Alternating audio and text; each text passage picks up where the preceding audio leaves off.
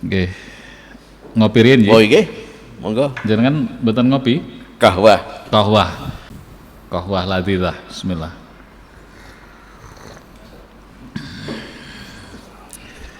Ya. Pahit kopinya, Ya. tapi mudah-mudahan kehidupan kita tidak pahit ya. Ya. Gus Hadi Ketua MUI, Ketua Umum MUI Tulungagung, Kiai Haji Hadi Muhammad Mahfud atau Gus Hadi. Beberapa waktu lalu MUI menyatakan sikap bersama Ormas Islam di Tulungagung. Ada NU, ada Muhammadiyah, ada Al-Irsyad Ya. Islamiyah.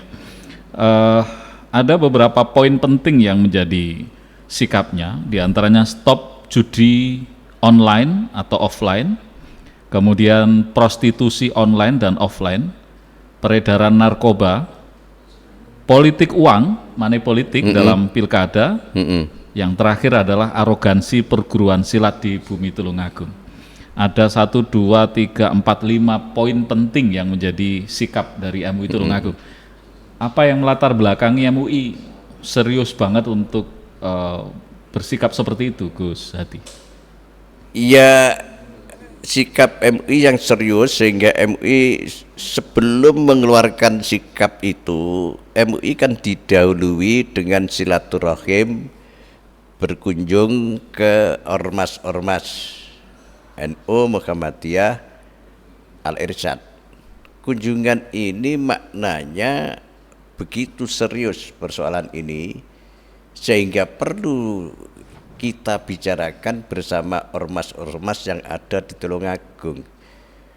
Kalau tingkat persoalannya tidak terlalu serius, cukuplah MUI rapat internal MUI.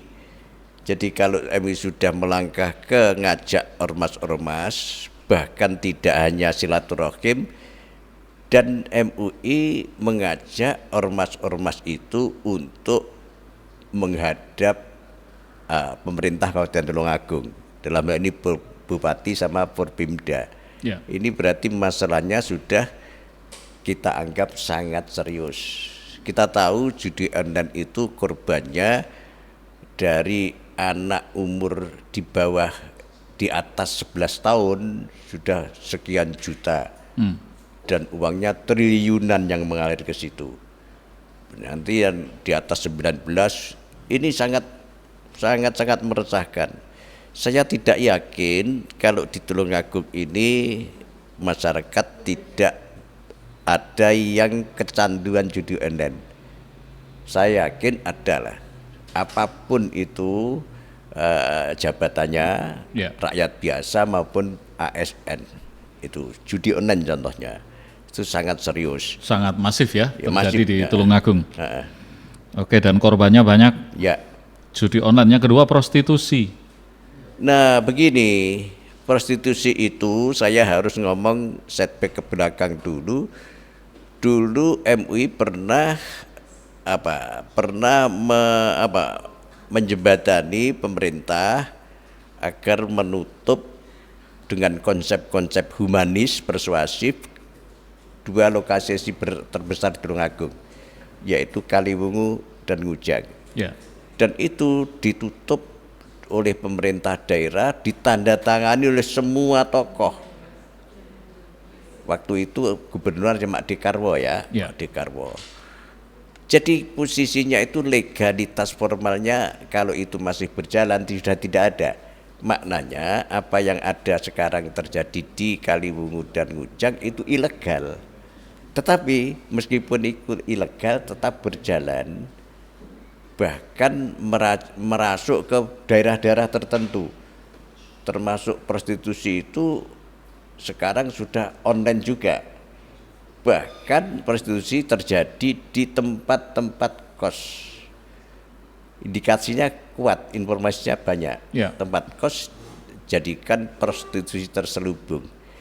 Ini nanti kan mumpung kita masih hidup ya, untuk mengisi sisa usia kita terlalu sangat mengkhawatirkan bagaimana kondisi anak cucu kita nanti kalau ini tidak kita berbuat sekarang. Prostitusi online dan offline. Ya. Oke, ini cukup memprihatinkan di Kabupaten Tulungagung. Itu yang masih yang sudah ditutup ternyata juga masih ada praktek-praktek prostitusi di situ ya. Iya, ini saran kepada pemerintah ya. Satpol PP hendaknya bisa mengendalikan itu.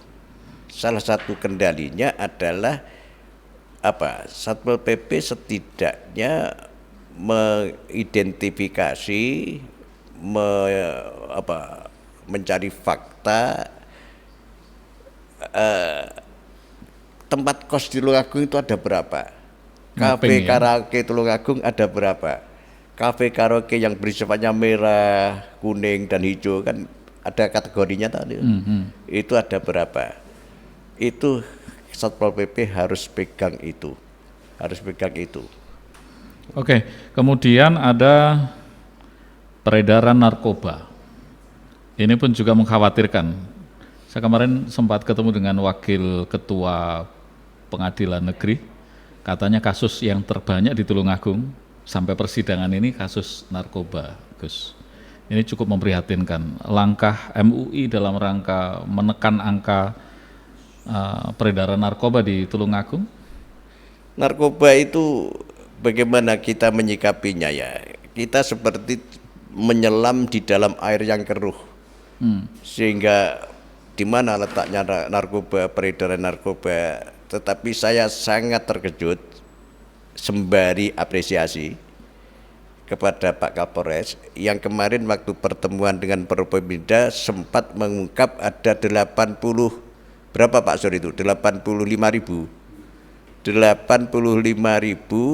itu bukan pengguna tapi pengedar di Tulungagung. Saya terkejut kok begitu banyak.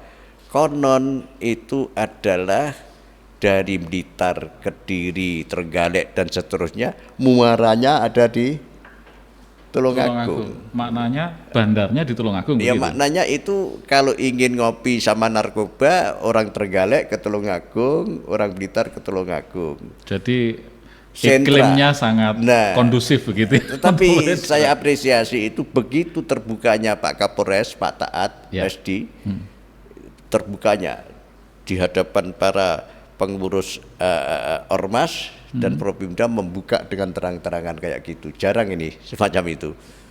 Ya, kemudian berikutnya politik uang dalam pilkada. Ini juga menjadi perhatian serius dari MUI Kabupaten. Iya, karena sangat masifnya dan nanti bagaimanapun terjadi politik uang itu tidak akan membawa maslahah bagi yang terpilih selanjutnya. Mesti golek pulian itu loh. Mesti golek pulian. Uang pun juga nggak sepiro ya. Iya. Dan ini berkah nggak uangnya ini?